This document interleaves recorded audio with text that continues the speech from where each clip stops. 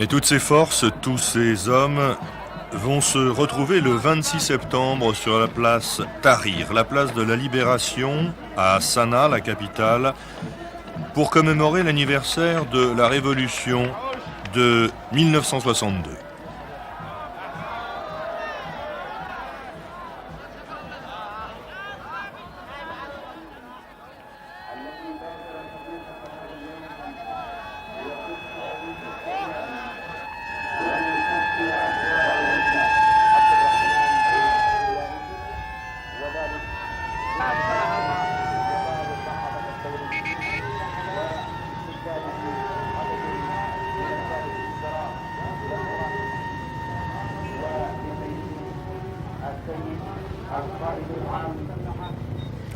Mais que s'est-il donc passé au lendemain du coup d'État ?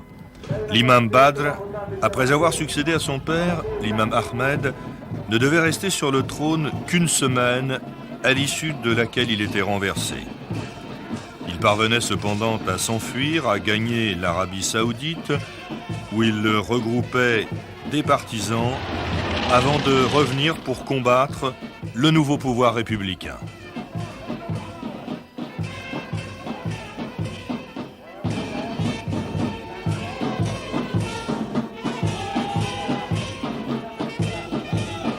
C'était alors le début d'une longue guerre civile qui devait se poursuivre pendant plus de 7 ans. Un conflit qui, pour le président Nasser, pouvait lui permettre de prendre pied sur la péninsule arabique en combattant d'un côté les Britanniques installés à l'époque à Aden et de l'autre la monarchie conservatrice saoudienne.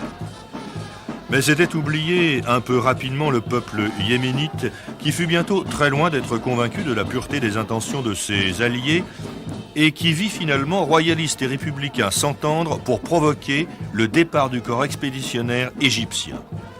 Et au terme de cette longue guérilla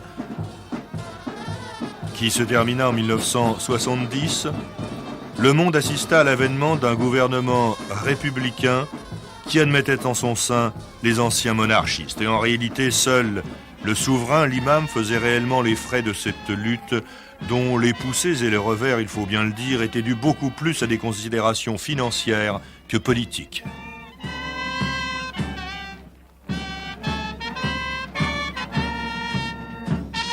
Et il reste au moins de cette révolution la persistance des subsides du grand voisin saoudien et cette remarquable façon de défiler très cher aux Égyptiens.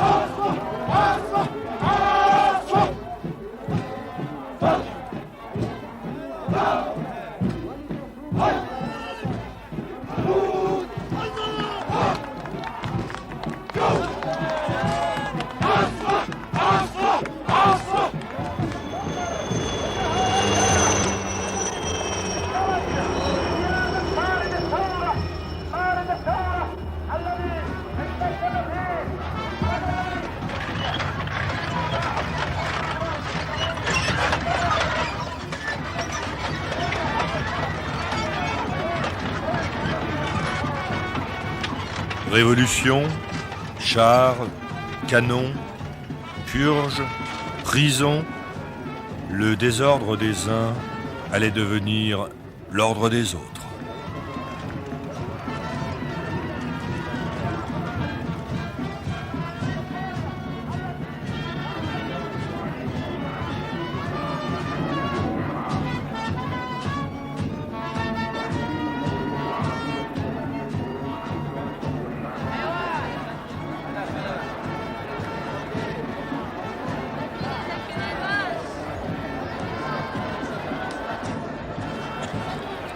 Mais Quittons la place Tahrir, cette place de la libération qui est encore noire de monde, pour suivre quelques-uns des Yéménites qui se dirigent vers l'une des entrées principales de la vieille ville,